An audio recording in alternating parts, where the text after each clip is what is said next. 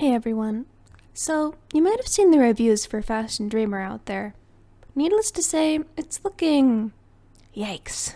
Not good. From the reactions of critics and the general public so far, you might be convinced that this game is one of the largest disappointments of 2023. For me, as someone who has been waiting about 5 years for this game, it may have been the disappointment of a lifetime, is what my negativity and pessimism wants me to say. Yet, when it was shown off earlier this year during a Nintendo Direct, I was hooked on the idea of a social media-based fashion simulator. For months, I was all ears when it came to news for the game, going frame by frame in the trailers, trying to analyze and scope out any new information I could get my grubby little hands on. Now, before I knew it, the game was in my hands, and it was quite clear to me that not everyone was as excited about it as I was.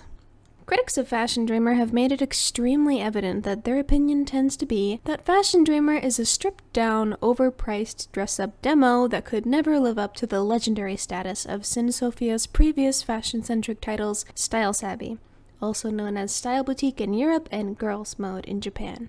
While I agree that the game is lacking in terms of essentials, like quality of life improvements and overall substance, I will be the first to admit that comparing the game to Style Savvy wouldn't exactly be a fair comparison. Though they are of a similar genre, they are entirely separate IPs on paper and in practice. It is clear to me that Fashion Dreamer targets a different audience than Style Savvy did. A 2023 audience that's caught up in the hustle and bustle of life responsibility.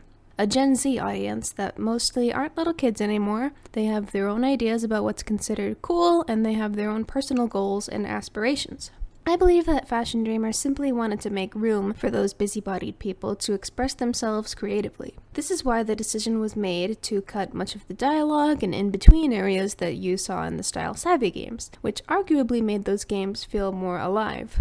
Fashion Dreamer has been criticized as being soulless, and I can't help but feel that the dialogue runs cold and shallow when at times the muses say something entirely random, not at all related to which clothes they'd prefer, and it's up to the little wishlist box to tell you what they'd like instead. Plus, they're always quite nice to you and never outright reject an outfit. I suppose it doesn't matter to them that much anyways, since they don't stay in the outfit you gave them. It's very much mirroring the Animal Crossing New Horizons curse. Many people missed the outrageous personalities of previous Animal Crossing games NPCs. Some people prefer this, and I personally find their opinion to be valid. Some people deal with enough day in and day out and just want a feel-good dress-up game to log into at the end of the day. And they want it to be quality, and quality is what this game has. In terms of visuals and sheer graphics, it's beautiful. Some people have such busy schedules that they appreciate being able to have a game they can pick up and put down quickly, offering them that little needed spark of joy.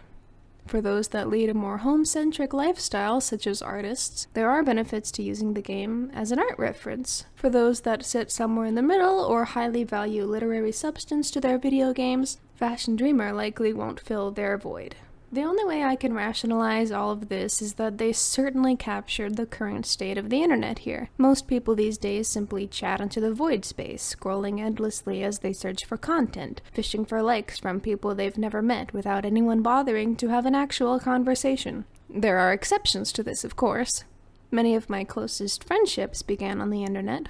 Fashion Dreamer mostly relies on the internet and community itself to simulate that warmth, however.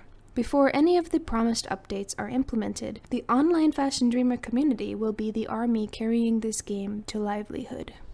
Though I'm ecstatic about the promise of new updates, I would have hoped for the game to release with at least a little more. The online play, photo egg, and core gameplay loop are very addicting, and I love it to bits. But to mirror what others have said about the game, it does feel slightly unfinished.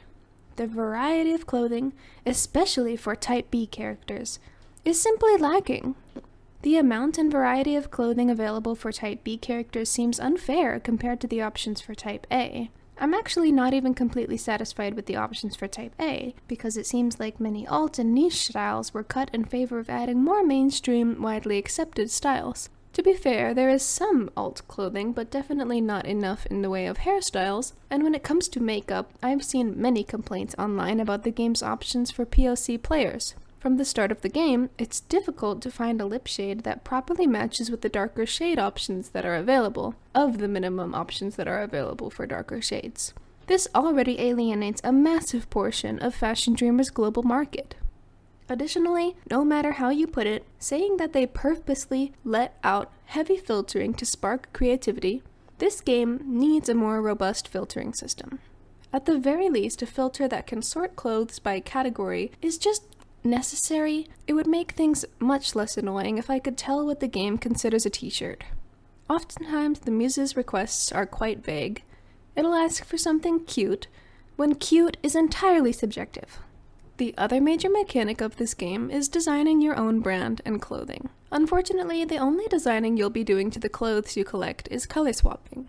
In my opinion, including the options to add patterns or embellishments like bows or gemstones would elevate this gameplay mechanic 10 times. Then perhaps it would feel like what I was creating was truly unique. It's odd that these options were included in the company's previous 3DS games, but not this modern title. My only excuse for them is that there are many more high-quality items to work with, and doing this would take a lot of time that they may or may not have had. The online community for Fashion Dreamer warms my heart. Receiving lookouts from other online players is one of the most exciting parts about opening up the game again. Just knowing that there's someone out there who bothered to create an outfit for me makes me smile. Plus, seeing my friends' muses I followed appear in my world just makes me happy, and I hope that they feel the same way when they get lookouts back from me. The online mode definitely makes the game feel more real, even if the blurbs other muses can say is pretty limited, all things considered. I only wish for the option to save the outfits that I and the other players have created. I know that we can take screenshots and use them as reference, but a proper outfit saving feature would be greatly appreciated and make managing what I wear much easier. I've seen the take that the absence of money to worry about gives you more freedom to create whatever you'd like for your brand. I agree with this, but the E-points are a bit of a stand-in for funds to purchase other extra items to play around with in the showroom. And these extra items are very cute and fun to pose for pictures with. Personally, I feel that the unlockable clothing, colors, and photo items, plus the addicting online gameplay loop, will grip me enough to continue grinding the game and progress further, leveling up my brand as high as I can. However, with all of these gripes, it's hard for anyone to justify the $50 price tag for this game, especially in the economic crisis we're living in. And yet I keep coming back to Fashion Dreamer. The online community has been so welcoming to me. We've had a lot of fun streaming the game and just making outfits for people, and I've also enjoyed popping into other creators' streams to see what they've been creating for everyone. Interacting with the community on the actual internet has been some of the most fun I've had in a while. People have resorted to creating community challenges for the game and other events because the game simply doesn't have it and they have to make it for themselves. But it's something entirely birthed by the community, and I find that beautiful. I believe that that feeling of connection is something unique to Fashion Dreamer, and it would only be amplified if we were all still stuck in quarantine. You have the ability to choose if you'd like to wear any outfit someone has made for you, and though you can't technically save the outfit, it does stay in your inbox for you to look back to. Players from around the world will show up in your version of Eve, so you'll be able to meet people and discover their fashion sense that you may have never been able to communicate with before, given distance and language barriers. Now, just as the game suggests at the beginning, we can use fashion as a new kind of lingua franca and take notes about how players from other countries decide to style their outfits and take inspiration from them and model our next outfit off of them. This is where I believe that Fashion Dreamer's limited blurbs is purposeful on that front. They wanted to create a safe environment where fashion is the front and center focus and can be universally understood by all. That being said, something makes me feel like this game was made for influencers and internet users first and foremost. To be honest, I don't even see a reason to continue playing solo mode in the slightest. Luckily, the grand majority of the consumer base is online already, but I believe that the goal was to drive more sales through the boon of free web advertisement through social media sharing. I'm staying optimistic about future updates listening to player feedback, but there's no guarantee that anything will actually be changed. We can only guarantee that more will be added. I can't help but wonder when exactly development for this title began and when Marvelous decided to pick it up as the new publisher.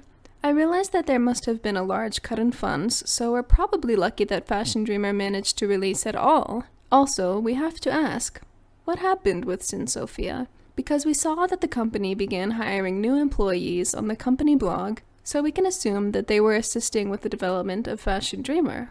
My theory is that Fashion Dreamer was meant to stay small in scope, to allow the new employees to get some experience. Also, we aren't sure how many members of the old team that worked on Style Savvy were actually involved with this game. It's quite plausible that many of those older team members left between the time Syn Sophia was transitioning to Nintendo Switch software development. The Nintendo Switch was a new platform, a new system with an entirely different ballgame, and the new employees needed to learn how to play. That could have easily been another reason for this rocky start and questionable launch. We've seen that happen with other video game companies before. It happened with Sonic the Hedgehog with Sonic Boom and Sonic Forces. However, Syn Sophia is not a large company like Sega, and Fashion Dreamer is not a household name like Sonic. Sonic was able to afford a few flops. I worry that Fashion Dreamer won't get that chance. I desperately hope that despite the horrid reviews, the community can foster enough support to warrant making a sequel. If a sequel is greenlit, I'm hoping that they can improve off of Fashion Dreamer's concept, rather than trying to make a carbon copy of Style Savvy. It's incredibly disappointing that this is likely the first and last extensive, high-quality fashion game we will receive on the Nintendo Switch, especially considering the console's success and accessibility with handheld mode. It's even more frustrating knowing who developed this game and how much potential they really have. But it's that potential that keeps me cautiously optimistic about Fashion Dreamer. Though there is much room for improvement, I genuinely enjoy interacting with the community of this game and would love to continue making our own fun together with you all. To tell you the truth, we as lovers of fashion games and fashion as an art form deserve better. Out of all things, that's what I believe the most. Thank you for joining me in our quest to create a truly special experience for all.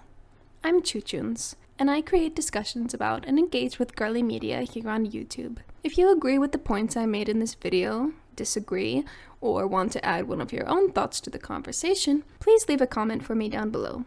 I would be happy to continue this discussion even further. Of course, I will continue to engage with you all and post more Fashion Dreamer and girly game content on my channel. Thanks to you all, I'm almost to 1,000 subscribers, so if you'd like to stay up to date with all things Fashion Dreamer and all things cute, you can subscribe to support and help me make more content that you would like to see.